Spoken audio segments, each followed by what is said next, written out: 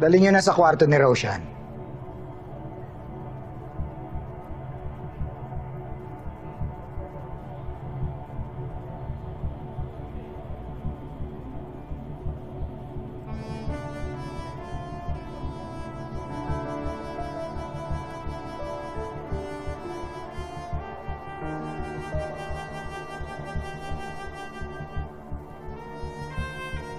Lola, is she my new tita?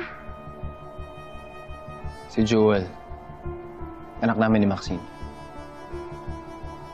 Ba't ganyan ka makatingin? Ayusin mo nga. Sampid ka lang. Hindi ko pinagsisiksikan ang sarili ko dito.